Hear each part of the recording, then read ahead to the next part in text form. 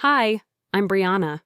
My parents told me not to come to my grandfather's 89th birthday.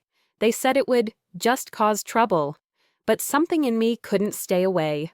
And when I walked through that front door, he was sitting alone, no cake, no candles, just cold scraps on a chipped plate, shoved to the side like he didn't matter. All because he said no to giving them $99,000. For my brother, the golden one. What happened next? They didn't expect it. They didn't expect me. By the end of that night, my mother was on her knees. My father begged. And the truth they'd buried for years, it finally clawed its way to the surface. But tell me something. If your own parents asked you to walk away from the one person who always saw you, would you? Let's begin. Sunday mornings in late September always carry a kind of quiet I can't explain. A soft grayness settles over everything, the sky, the pavement, the corners of my thoughts. It matched the way I felt driving down I-5 from Portland to Salem that morning. I hadn't told anyone I was coming. That was the whole point. Surprise Grandpa, show up anyway, make him smile. I clutched the gift bag in the passenger seat like it might fly away. It wasn't much, just a paperback collection of old fishing stories. The kind he used to read to me out loud when I was little. Back when I still believed birthdays were for celebration, not strategy. 2 days earlier, I got the message from my mother. No greeting, no signature, just 5 words that sunk like stones in my chest. Do not come on Sunday. I had stared at the text for a long time, thinking maybe I'd misread it, but no. When I called her, she picked up after the 4th ring and gave me nothing but silence followed by, "It's a family decision." Her tone was flat, like she was reading a script, and when I asked why, her voice turned clipped, guarded. "Everett needs rest. Don't make a fuss, Brianna." Later that night, Dad called. I thought maybe he'd at least offer something human, but he sounded like he was calling from a conference room, not our family home. "Your grandfather doesn't want a crowd," he said. "It's too much for him. He's been tired." I don't know what bothered me more, the lie or the fact that they didn't even try to make it believable. Grandpa lived for his birthday. He made a point every year to tell me how many birthdays a man his age had left, always with that crooked grin of his. I knew this wasn't about his health. This was about control. So I showed up. When I pulled up to the house, everything looked normal. The lawn was trimmed, the porch light was off, no cars in the driveway but my dad's old truck. I sat in the car for a moment, gathering myself. I wasn't here to cause a fight. I just wanted to see Everett, make sure he was okay. That's all. I walked up the steps slowly, the drizzle soaking into the cuffs of my jeans. The front door was unlocked. Inside, the house felt wrong. Not loud, not cheerful, not like any birthday morning we'd had before. There was no music playing, no voices in the kitchen, no clatter of plates or smell of cake, just silence, thick and stale. I called out, "Grandpa?" Nothing. I moved through the hallway. The lights were off. The dining room table had a few paper plates scattered on it, like someone started setting up and gave up halfway. A deflated balloon drooped from the ceiling. A birthday banner hung crooked across the entryway, one side torn and dangling. It looked like someone had ripped it down in frustration. And on the table, a cold takeout container sat half open. Greasy, unappetizing, forgotten. It didn't make sense. If Grandpa really was too tired for guests, why would they even bother with half decorating? Why leave the food out to go cold? Where was everyone? My stomach tightened. I made my way toward the back of the house, past the kitchen and down the hallway, to the room Grandpa sometimes used as a den. A sliver of light peeked from under the door. I knocked lightly. "Grandpa?" No answer. I turned the knob slowly and pushed the door open. He was there, sitting in a corner chair, hunched over, wrapped in a cardigan I hadn't seen in years. The room was dim. Only a small lamp in the far corner glowed weakly. On a tray next to him sat a paper plate with 2 chicken nuggets and a scoop of cold mashed potatoes. He didn't look up right away. I could hear the slow rhythm of his breathing. "Grandpa?" I said again, softer. He turned his head. When he saw me, something flickered in his eyes. Shock, maybe, or relief. But he didn't smile. Instead, he whispered, "They punished me because I wouldn't give them what they wanted." I froze. His voice was dry, cracked, like he hadn't spoken in hours. His eyes met mine, and there was something so deeply tired in them, I wanted to cry. "What do you mean?" I asked, walking over, crouching beside him. "Who? Mom and Dad?" He nodded slowly. "They wanted me to sign over some money, said it was for the family, but I know who it was really for." He didn't have to say it. I knew. My brother, Adam, the golden child, the one who couldn't keep a job longer than a season, but always seemed to land on his feet. The one who'd been starting his own business for the last 8 years. The one who borrowed money like it was nothing and never paid it back. I sat back on my heels. "How much?" He looked away. 99,000. Said it was to help Adam get back on track. But I said no. And suddenly, this birthday wasn't happening anymore. I could feel my hands curling into fists. "So they left you here, alone?" "They told me everyone was busy, that I needed rest." He laughed bitterly. "They fed me early, said the party was canceled, then left." My jaw clenched so hard it hurt. I stood up and looked. Around the room, it smelled faintly of dust and something else. Stale air, abandonment. This wasn't a misunderstanding. This was deliberate. I sat on the edge of the couch, trying to calm my pulse. I wanted to scream, but I needed to think. "They said you were too tired," I told him. He gave me a look that said everything. "I'm tired of being lied to. That's what I'm tired of." I pulled the book from the bag and handed it to him. "Happy birthday, Grandpa." He took it with trembling hands.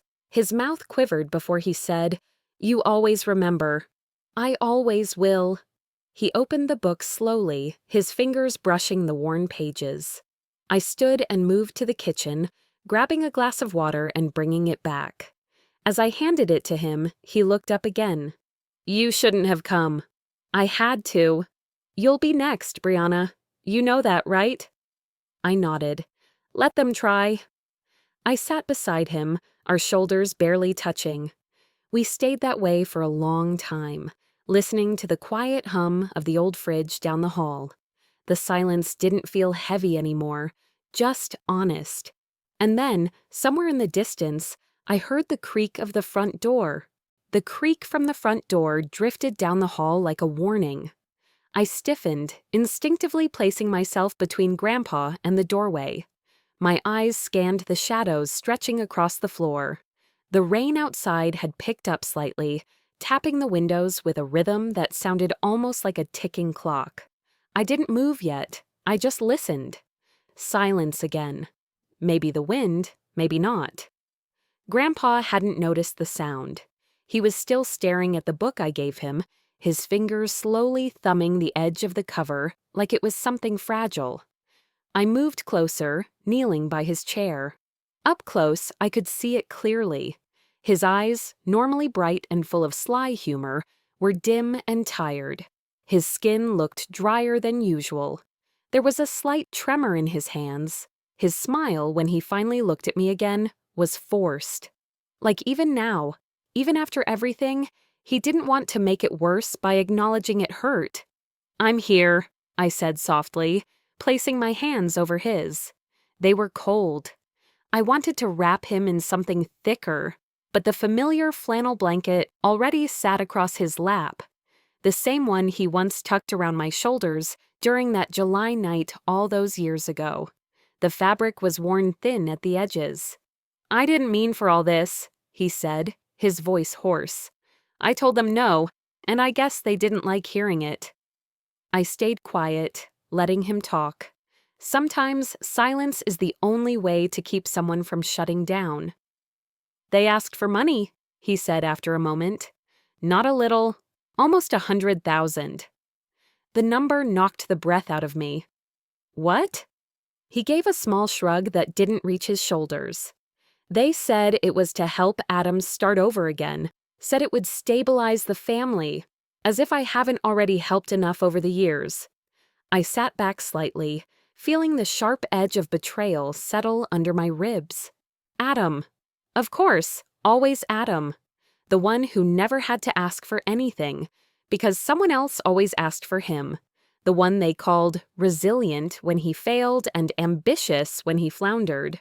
The same brother who once totaled my car and never said sorry. And when you said no, I asked, trying to keep my voice steady. They said I was being selfish, that I was lucky to have the savings at all. They told me I was letting the family down. He paused, blinking hard. Then they canceled everything, told me the party was off, told everyone I was too tired to see them. I reached for the glass of water on the nearby table, pressing it gently into his hand. Drink a little, please. He obeyed without argument, sipping slowly. I watched him like I would a patient, noting the dry lips, the sunken cheeks, subtle signs of dehydration. His pupils were slightly sluggish, mild disorientation, probably from lack of food and rest. It wasn't an emergency yet, but it was close. They even said, he added after setting the glass down, that you didn't want to come, that you had something more important to do. That one cut deeper than I expected. I sat very still. It wasn't that I was surprised, it was that I wasn't. I should have known. They'd done the same to me my whole life, twisting the narrative to fit what they needed, but using me as a tool to punish him? That was new. That was another level. I would never miss your birthday, I said firmly. I didn't think you would, he replied, but there was something in his tone, a small hesitation. I mean it, I added. They lied to you. He nodded slowly. I thought so, but when you didn't come right away? He trailed off. I swallowed hard. They isolated you, on purpose, to make a point. A gust of wind shook the tree branches outside. Inside the house, everything felt smaller, more suffocating. I helped Grandpa to his feet, steadying him carefully. He was light, too light. We're not sitting in that dark room anymore, I said. Come on. I guided him into the living room, where the curtains were still drawn, but the space felt slightly more open. The couch gave him more support. I adjusted the pillows behind his back and turned on a lamp. The light was soft, golden, the kind that tries to pretend nothing's wrong. Can I make you some soup? I asked. He shook his head. Don't trouble yourself. I'm fine. You're not fine, I replied gently, but I'll let that go for now. He gave me a small smile, but it faded just as quickly. I didn't want this to fall on you. It didn't. They threw it at me, I said, and I'm not dodging anymore. He looked down, fingers twisting in the hem of the blanket. I'm sorry, Brianna, he said. I know it's not my fault, but I'm still sorry. For making things messy, for dragging you into it. You didn't drag me, I said. They did. He nodded, eyes shining. Still, I don't like being the reason you're hurt. You're not, I told him. You're the reason I'm still sane. We sat for a while in silence, broken only by the distant ticking of the hallway clock. My mind wandered, and uninvited memories started surfacing. Birthdays where Adam got shiny new electronics, while I got reused sweaters. Holidays where I cooked, while they praised him for remembering to show up. It wasn't bitterness, not exactly. It was just finally seeing the pattern laid bare. It had always been there. I just stopped naming it after a while. I always thought you saw it, I said aloud. I did, Grandpa answered, but I didn't think it was my place to fix. I nodded. It wasn't, but now it is mine. He closed his eyes briefly, like the weight of all this had caught up to him at last. I leaned over and adjusted the blanket around his shoulders. Outside, the rain continued. Softer now, more rhythmic than before. It was late afternoon, but the light had already begun to shift toward dusk. Long shadows crawled across the wooden floor, brushing up against the legs of the furniture like they belonged there. I stood to check the windows, making sure they were locked. A nervous habit, something I did when I didn't know what else to do with myself. That's when I heard it. Voices, laughter, familiar. They were back. I turned to Grandpa, who had opened his eyes again, but didn't speak. He knew it too. The front door creaked open a second time, and this time it didn't whisper. It announced. Plastic bags rustled. Laughter echoed faintly into the house. A woman's voice, sharp and familiar, drifted down the hall. I told you we didn't need the extra cupcakes. We still have that whole tray in the car. I stood completely still, watching the living room doorway. Footsteps tapped across the wood floors. My fingers tightened slightly around the blanket I just adjusted over Grandpa's lap. And then they appeared. My parents walked in like they'd returned from a picnic. My mother carried a grocery bag in one hand and her purse slung loosely over the other. My dad had 2 paper sacks and a 6-pack of soda, whistling under his breath. They looked up. The moment they saw me, everything shifted. My mother froze mid-step. Her expression didn't register shock. It wasn't guilt either, it was irritation. "Oh," she said, her tone flat. "You're here." My father blinked, then forced a crooked smile. "What are you doing here, honey? We told you—" He trailed off when he noticed Grandpa behind me. There was a stretch of silence. Grandpa straightened slightly, but I could still feel the weight in his shoulders. He didn't speak. My mother's voice suddenly changed, smooth as glass. "We only stepped out for a bit. Dad wanted some quiet. We figured he could use a nap. We even left him food." I glanced over at the cold plate still sitting on the table. Shrimp tails curled dry at the edges. The salad wilted into a soggy mess. The meat had hardened to a congealed slab. "He looks great, doesn't he?" she added, a little too brightly. Grandpa didn't say a word. His hands clenched in his lap. He looked at the floor. "You told him I didn't want to come," I said, cutting through her performance. Her eyes flickered. For half a second, she looked caught. Then she laughed, sharp, dismissive, with a twist of condescension. "Oh, Brianna, he must have gotten confused. You know how forgetful he can be lately? He's almost 90. It's not his fault." There it was, the quiet rewrite of history. The manipulation polished to sound like concern. My jaw tightened. "He remembered exactly what you told him." "Maybe you're misinterpreting," she replied quickly. "These things get muddled." My father stepped forward. "Listen, sweetheart, you barging in like this isn't helping. He's fragile. You startled him." I blinked. "Are you blaming me?" He stiffened. "We're just saying this wasn't the time to stir things up." "No," I said, stepping closer to Grandpa. "I think you're trying to avoid the truth." Their eyes narrowed. "I'm a nurse practitioner. I know what neglect looks like. He hasn't eaten properly. He hasn't been hydrated. He's confused, but not because of age, because you've been isolating him." "You're overreacting," my mother snapped. "You always do this. Turn nothing into drama." "He's sitting in a dark room by himself on his birthday," I said, my voice flat. "And you want me to believe you stepped out for snacks?" "You don't understand," my father muttered. "No," I replied. "I do." I glanced back at Grandpa. His hands were trembling now, just slightly. He wouldn't meet my eyes. And then softly, he spoke. Maybe I should just sign the papers. It hit me like a punch in the chest.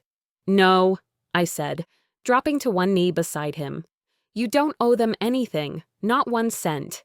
Not for being a good parent, not for saying no. He looked at me, and I saw it. Shame. Not because he believed he was wrong, but because they made him feel like a burden. My mother's voice rose behind me. We were trying to keep things peaceful. You always think you know better, Brianna. You're making a mess out of a simple misunderstanding. I stood slowly, turning to face them. This isn't a misunderstanding. It's a pattern. Their faces shifted, just slightly. My mother's eyes darted to my father. He nodded almost imperceptibly. A silent conversation. I understood then. They weren't surprised by my presence. They were calculating how to spin it. I stepped between them and Grandpa. I'm not leaving. Brianna, my father said tightly, we're asking you to respect this household. I am, by protecting the only person in it who still knows what respect looks like. The refrigerator hummed in the corner. Outside, the gray of the evening pressed against the windows. The room felt like it was shrinking around us. Let it go, my mother hissed.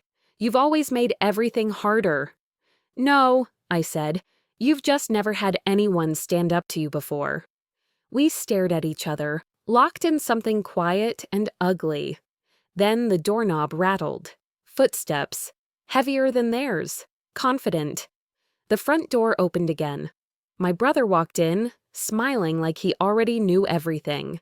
He didn't even glance at Grandpa, just flicked his eyes at me, eyebrows slightly raised like I was the one interrupting a private plan. He tossed his car keys onto the side counter with a clatter that sliced through the silence. The kind of silence that had been heavy and sharp just moments before. Well, he asked, speaking over me to our parents. Did he finally sign anything? Everett's hands curled tighter in his lap. I instinctively stepped closer, putting myself between them. Calvin moved with a swagger I'd known since we were kids. The same walk he used coming home after skipping school, after crashing Dad's old truck, after getting away with things I'd never even dare to try. Nothing ever stuck to him. Not guilt, not consequence. My mother gave him a strained smile, one that tried to hide the tension clawing at the edges of her mouth. We were just talking, she said quickly. Things got a little delayed, Calvin laughed, like it was all some minor inconvenience. Good thing I didn't wait. I already put the deposit down on the Tacoma. Red, crew cab, should be ready for pickup by Tuesday. My stomach turned. You spent money you don't have yet? I asked, quietly, trying to keep my voice from shaking. He shrugged. I was told it would be handled. Told by who? I asked, even though I already knew. Mom, Dad, he smirked. They said Everett was on board. Everett's shoulders rose, then fell, like he was bracing for a hit. His eyes didn't leave the floor. I never agreed to that, he mumbled. Calvin leaned in a little. You said you wanted to support your family. Did you forget already? That line, that deliberate twist of the knife. It wasn't just a lie, it was a trap. A manipulation dressed up as generosity. And it was aimed at someone whose memory had always been sharp until they started chipping away at his confidence day by day. I turned to Calvin, keeping my voice steady. You're twisting his words. Oh, please, he said, rolling his eyes. He's 90. Half the time, he doesn't know what day it is. We're just helping him follow through on what he already said. I could feel heat rising behind my eyes. Not tears, not yet. Just the tight, pressurized kind of fury that builds when someone you love is being slowly erased in real time. That's called financial abuse, I said. Taking advantage of someone's age or mental state to get access to their money. It's not just unethical, it's criminal. My father's face hardened. Watch what you're accusing people of. My mother cut in sharply. Don't start with the legal threats, Brianna. This is family. We don't treat each other like enemies. I looked around the room, at Grandpa, hunched and quiet, at my parents, standing too close together, united in control, at Calvin, arms crossed like he'd already won. This isn't about enemies, I said. It's about right and wrong. Calvin took a step toward me. He was taller, broader. He'd always known how to use his size to silence a room, but I didn't move. You think just because you've got some fancy degree, you get to lecture the rest of us? He said, voice low. I think someone has to speak up when no one else will. Behind me, I heard Grandpa whisper, barely audible. I just wanted everyone to get along. His voice, it cracked something in me. That tired, fragile hope still clinging to the idea that if he gave enough, forgave enough, everything would fall back into place. It wouldn't. Not this time. The rain outside picked up. Thick drops smacked against the windows, blurring the yard into grays and shadows. The house felt smaller by the second, walls closing in, no air left. You don't even come around, Calvin sneered. You act like you care, but where were you last year, or the year before that? My jaw tightened. I wasn't invited. That's convenient, he shot back. My mother chimed in, voice sharp. Maybe if you had your life together like your brother, you'd understand what responsibility looks like. I laughed, just once, a single breath of disbelief. Responsibility? I repeated. You're praising a man who just bought a truck on money he doesn't have, who hasn't held a job longer than 6 months, and who walked in here tonight expecting a payout. Don't twist things, she snapped. I'm not the one twisting them. The room dropped into silence, not a comfortable kind, not even the brittle kind that follows a fight. This was the silence before something breaks. I looked at Grandpa. His hands were still. His eyes finally met mine. I'm not letting you take advantage of him, I said clearly, calmly. Not today, not ever. Calvin's smile faded, and what he said next made even our parents go quiet. Calvin leaned in close enough that I could feel his breath. His voice dropped to that mocking whisper I knew too well, low, calculated, designed to stay just between us. If you don't back off, he said, you'll regret it. He even smiled when he said it. That same smug little grin he wore in high school when he'd snitch on me, and somehow I'd be the one grounded. That smile that dared me to tell anyone, because no one ever believed me anyway. My parents didn't blink, didn't scold, didn't ask what he said. They just stood there, quiet, eyes on the floor, like they were waiting for me to fold, like they'd already picked a side. Something in my chest tightened. My throat felt thick. It wasn't just his threat. It was the weight of how familiar it all was. I'd stood in this same room years ago, frozen in the same way, after Calvin broke a lamp and blamed me. I remember being 12, watching our mom clean up the glass and say, "It's just easier if you don't argue with him." That same feeling crept in now, crawling back through my ribs like it had been waiting all these years. Maybe I was overreacting. Maybe I was the one making everything worse. Maybe... Everett's hand trembled in mine, and just like that, the fog in my head shifted. I turned to help him sit on the couch. His body felt even smaller than it had before. He didn't say anything, but he looked at me with the kind of weariness you don't get from just one bad night. This was the look of someone who'd been slowly worn down, over time, over years, by people who claimed to care for him. I sat beside him and tried to keep my hands from shaking. Behind me, I heard my mother's voice, light and dismissive. "Don't worry, sweetheart," she said to Calvin. "She'll calm down. She always does." It was like being punched without being touched. She said it so casually, so sure of herself. And suddenly, I saw it for what it was. This wasn't the first time they expected me to quiet down, to make peace, to play the role of the agreeable daughter. It was just the first time I refused. She always does. No, not this time. My father added from across the room, "We raised you to know your place. Don't forget that." There it was, the truth, laid out plain. They weren't confused. They weren't misguided.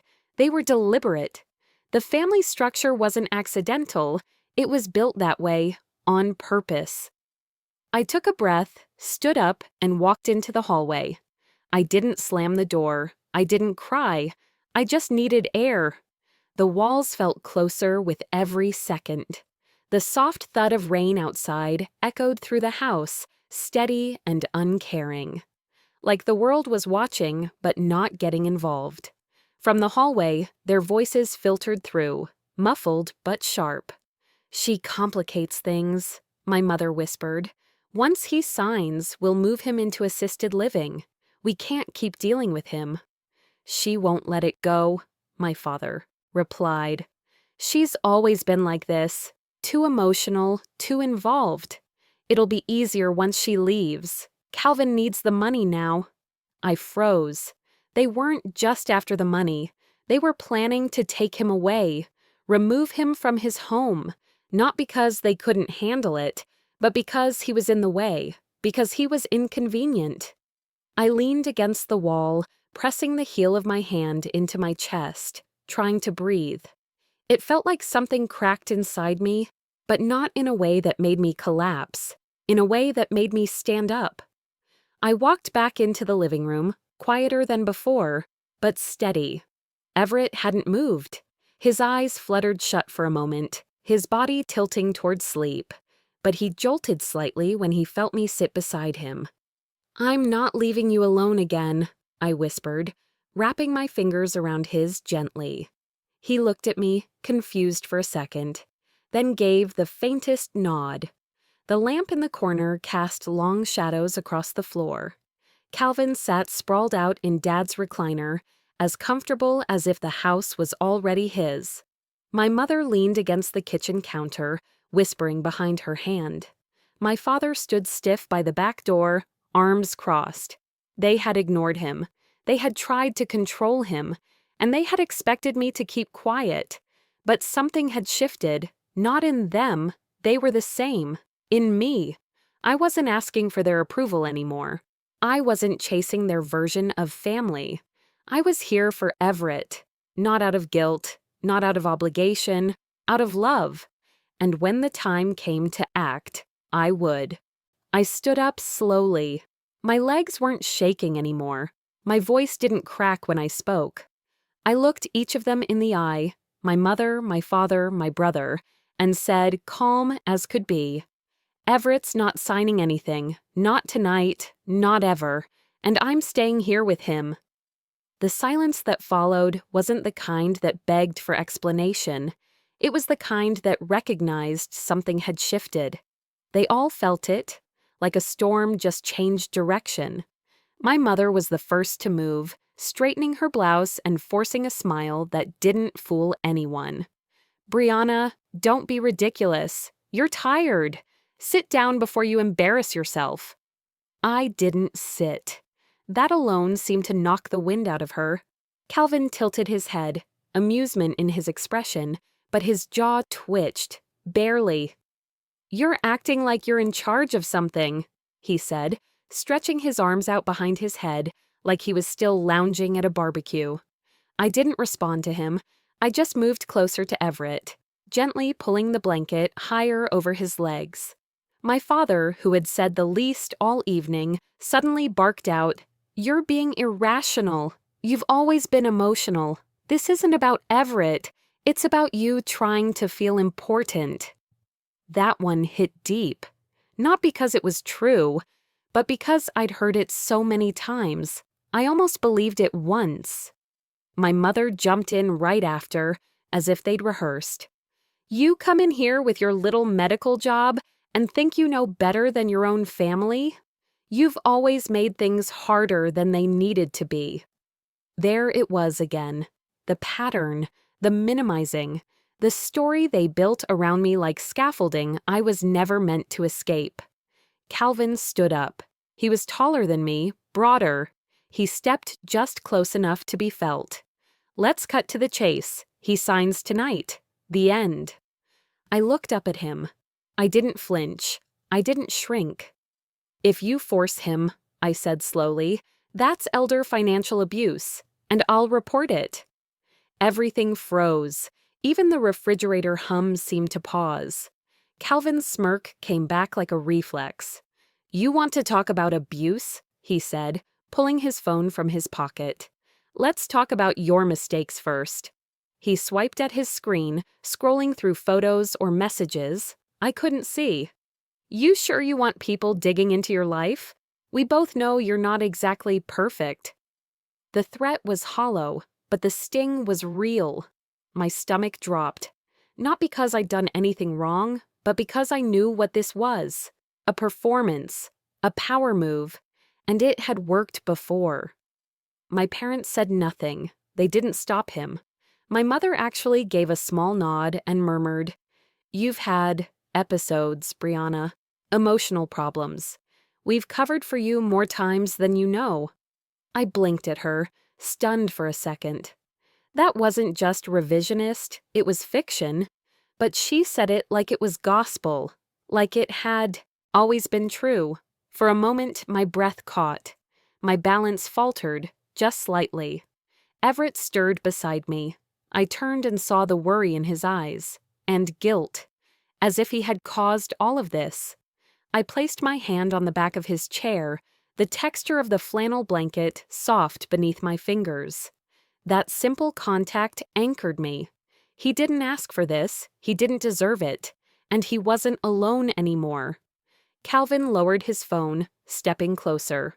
So, he said, voice dipped in sarcasm. Still planning to make threats? He expected me to break, but I hadn't, and I wouldn't.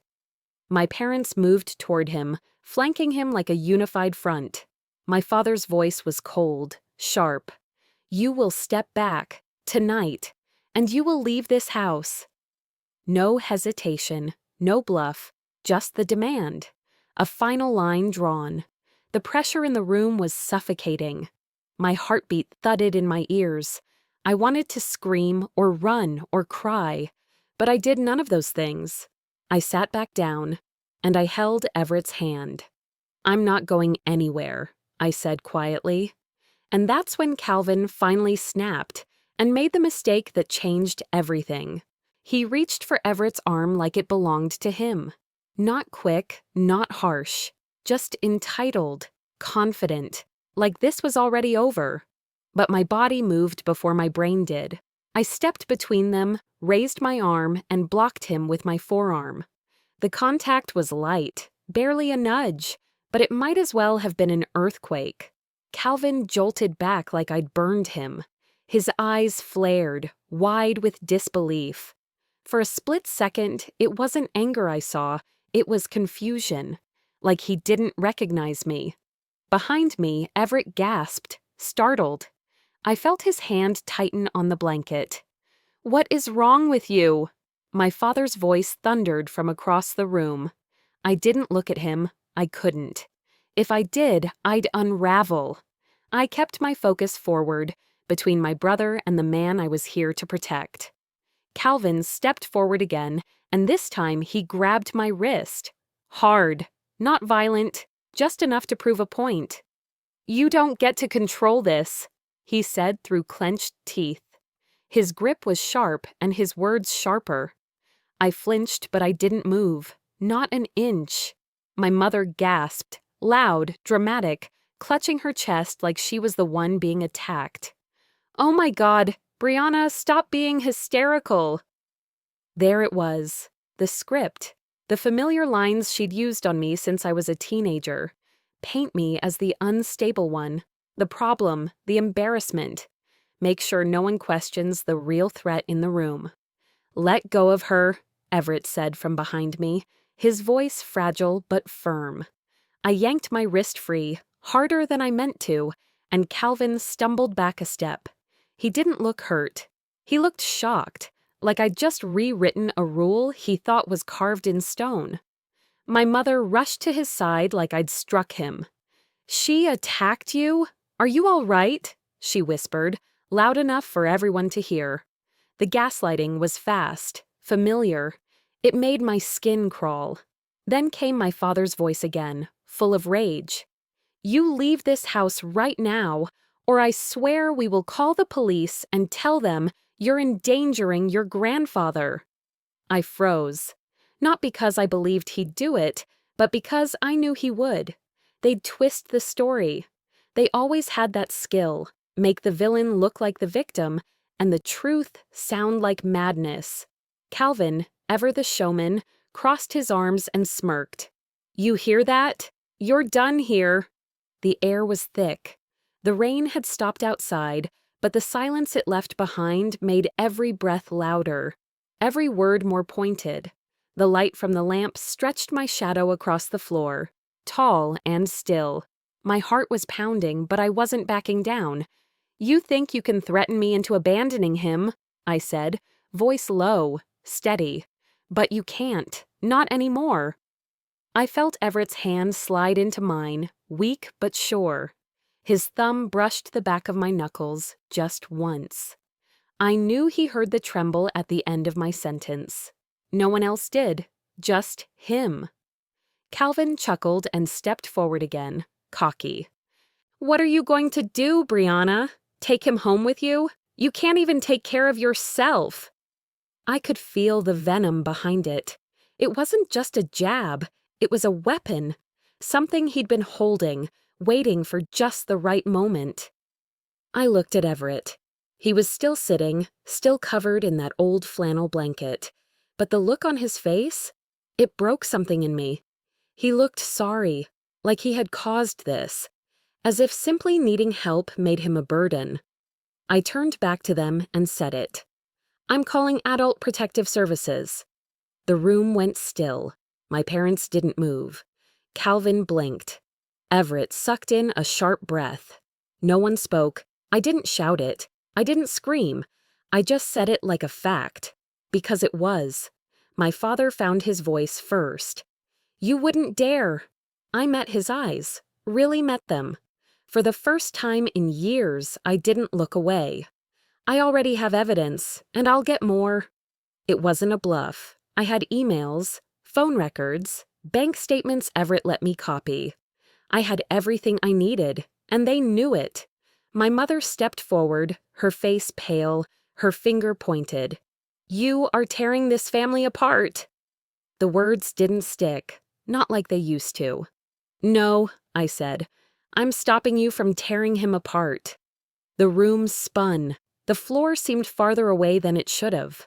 My ears rang with the pressure of all the years I'd spent being silent, compliant, small, and I wasn't small anymore. Calvin took one more step toward me, but before I could say a word, Everett spoke. And what he said made every single person in that room fall silent. Everett's voice had never carried weight like it did in that moment. Quiet, worn from age, but undeniable. "If you touch her again," he said, looking directly at Calvin, "you'll never see a cent from me." The air stopped moving. You could have heard the walls breathing. Calvin froze. He blinked, as if trying to register that the man he always treated like furniture just stood up to him. My mother gasped. This shocked, high-pitched sound, like Everett had committed some grand betrayal. My father's jaw slackened. He looked stunned, not because he thought Everett incapable of defiance, but because it was finally happening. For the first time in my life, I watched the power shift. It didn't feel like victory. It felt like grief, because Everett had to fight for his dignity, something he should have always had. I stepped closer to steady him. His hands trembled, but his spine was straight. "You shouldn't have to do this," I whispered. He gave me the faintest smile. But that small peace was short-lived. Calvin stormed toward the kitchen drawer, yanked it open like a man who had already won, and pulled out a folded piece of paper. "Oh, save it!" he snapped. You already agreed to this. You signed it last week. He held the paper up like it was proof from heaven. Everett's face changed. His lips parted, confusion quickly melting into fear. Calvin unfolded it with a flourish, waving it toward me.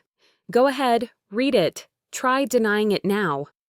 I took a step closer, heart pounding. I had no idea what I'd see, but when I looked, really looked, I saw it instantly. Everett's last name, I said softly, pointing. It's misspelled. Silence. Calvin's hand jerked just slightly. His cocky smile faltered. The signature was shaky, yes, but not just from an old man's hand. The letters weren't shaped like Everett's at all. And the last name was wrong. One letter off. The kind of mistake you make when you're rushing or forging. My mother barreled forward. He did sign it, she shouted. Brianna, stop with the drama. Her voice cracked halfway through the sentence. I reached out and took the document from Calvin's hand. He didn't stop me. He was too shocked. I held it up, stared at it again, then turned toward him. You misspelled your own grandfather's name. All the oxygen left the room. Calvin's color drained. His lips parted, but nothing came out. My father lunged forward, arm outstretched. Give me that. I stepped back, paper tight in my grip. No. He stopped short, hands clenched at his sides. Everett took a step forward, his breath shallow.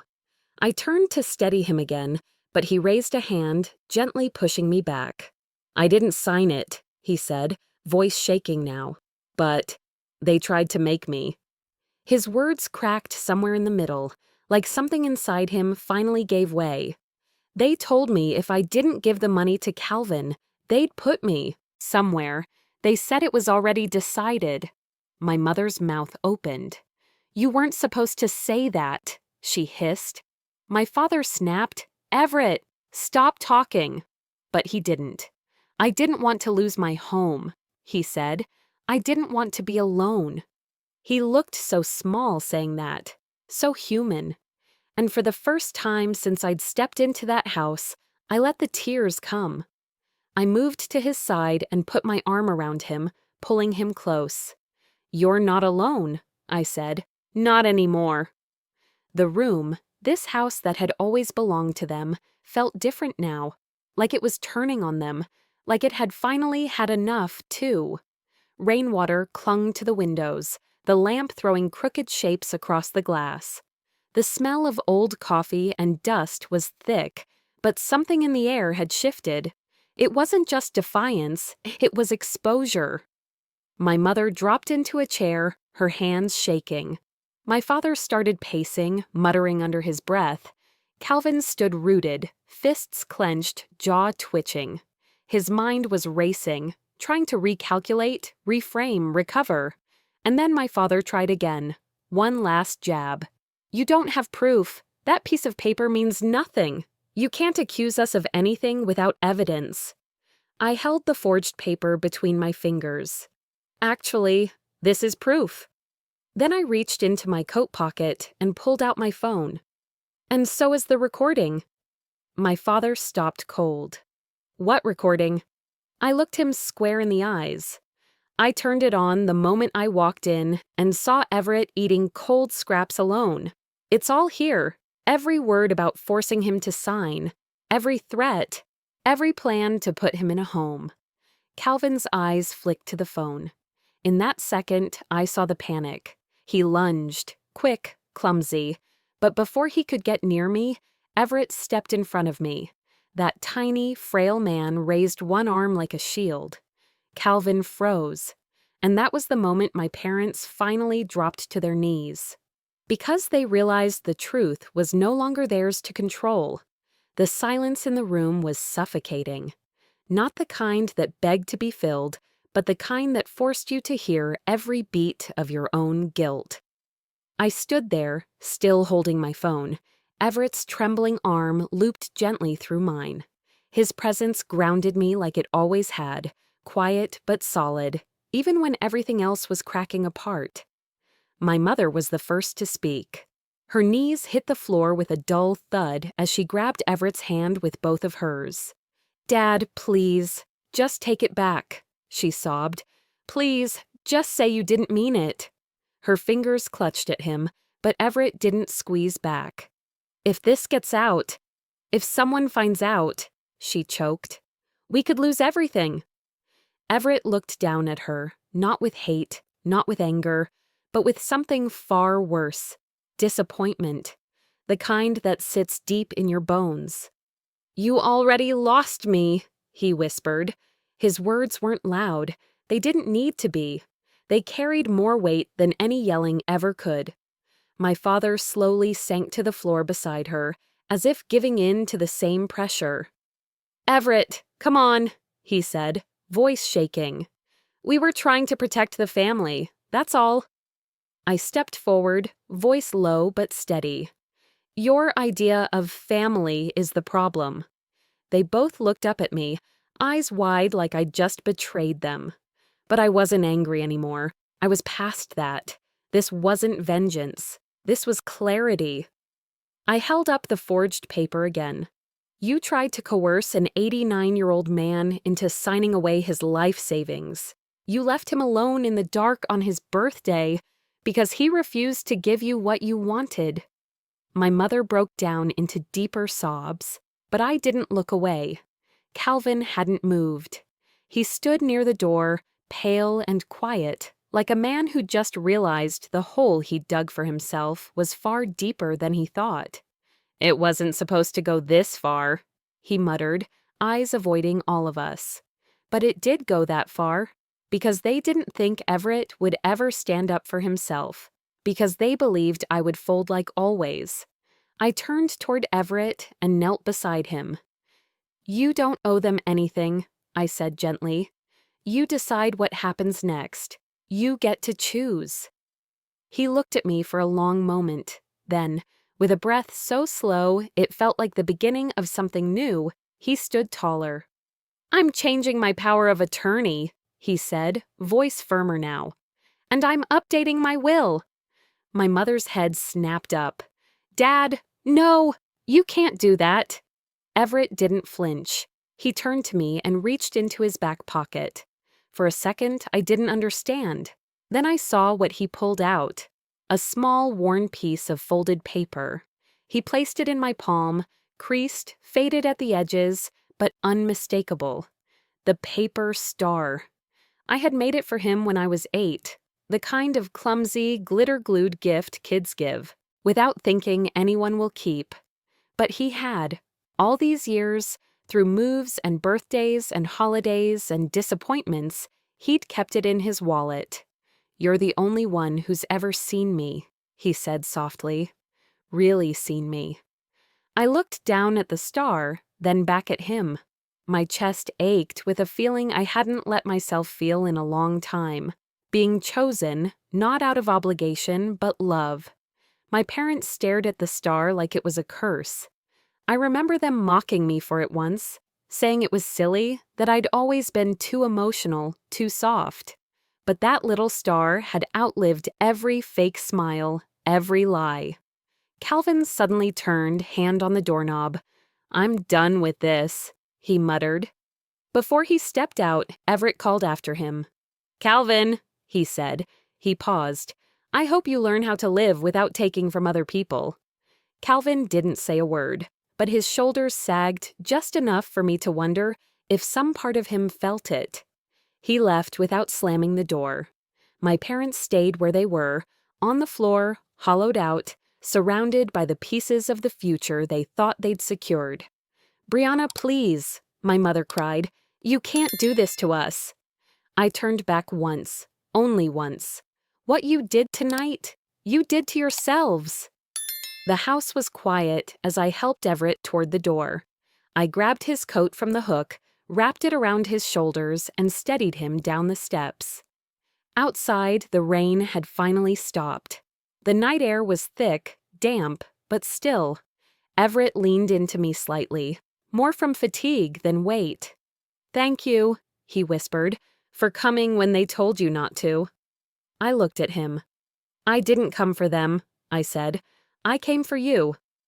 We reached my car. I opened the passenger door and helped him inside gently. He sat slowly, legs trembling from the night's weight. As I circled around to the driver's seat, I glanced back through the windshield. The house behind us had once felt like it owned me, but not anymore.